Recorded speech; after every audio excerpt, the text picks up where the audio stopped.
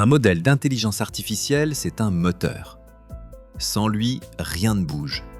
Mais un moteur posé au sol ne transporte personne. Il tourne et ne va nulle part. Car une voiture n'est pas un moteur.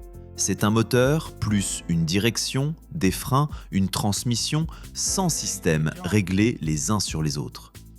Le moteur donne la force, tout le reste la rend utile. Et sûr.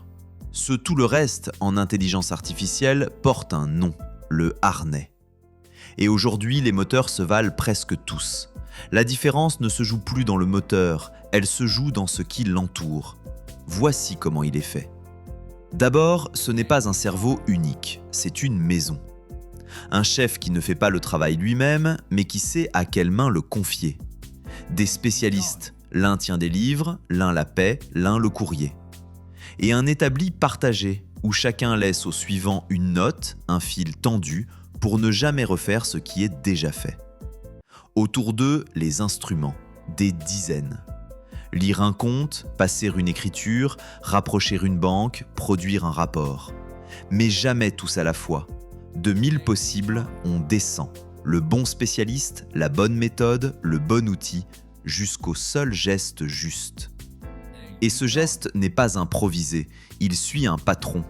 Une méthode éprouvée, vos règles cousues à l'intérieur. La force n'est pas la puissance, c'est ce resserrement.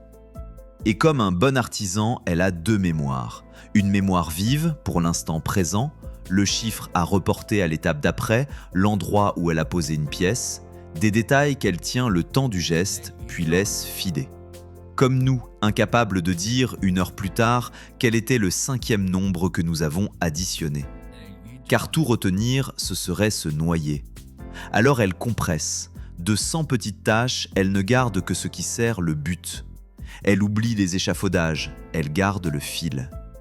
Et ce qui compte vraiment, vos règles, vos préférences, une décision prise, passe dans l'autre mémoire, la longue, celle qui reste. Alors, d'une fois à l'autre, elle apprend. Corrigez-la une seule fois, votre main l'emporte sur la sienne, toujours. Ce qu'elle a vu 2 fois, elle ne le redemande plus. Et rien ne se fait sans contrôle.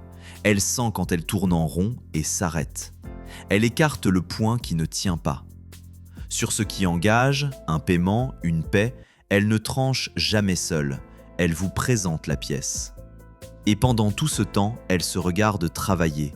Non pour surveiller, mais pour se corriger. Aucune de ces couches, seule, n'impressionne.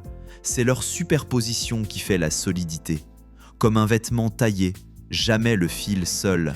La coupe, la doublure, chaque couture, tenues ensemble. Le moteur, lui, reste interchangeable. Ce que nous cousons patiemment, couche après couche, c'est le harnais.